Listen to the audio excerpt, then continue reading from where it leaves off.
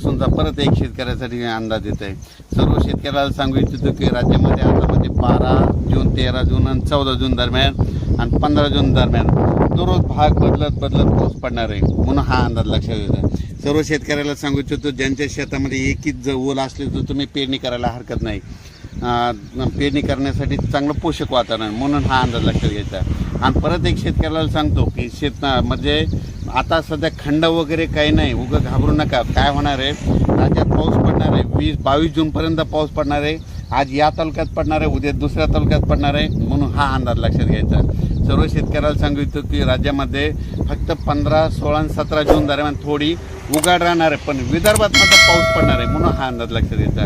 एकंदरीत राज्यात परिस्थिती बघितली तर राज्यामध्ये पश्चिम महाराष्ट्र, मराठवाडा आणि तसेच या भागामध्ये 12 जून, 13 जून, 14 जून, 15 जून दरम्यान ओढे नाले वाहतील तसं आणखीन एक पाऊस पडणार आहे। काही ठिकाणी वाहुणी पडणार आहे, मुसळधार, कुठं रिमझिम, कुठं पेंडवालता पाऊस पडणार आहे, म्हणून हा अंदाज लक्षात घ्या।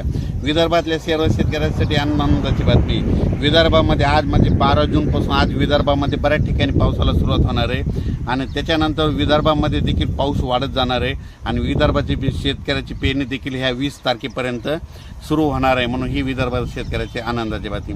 परत एक राज्यातील सर्व विभागावाईज घेतलं तर सर्वात पूर्व विदर्भात आज म्हणजे 12 जूनपासून पूर्व विदर्भामध्ये पावसाला बऱ्याच ठिकाणी सुरुवात होणार आहे। त्याच्यानंतर पश्चिमी द्वारा देखील 12 जून ते 22 जून दरम्यान दररोज भाग बदलत पाऊस पडणार आहे, म्हणून हा अंदाज लक्षात घ्यायचा।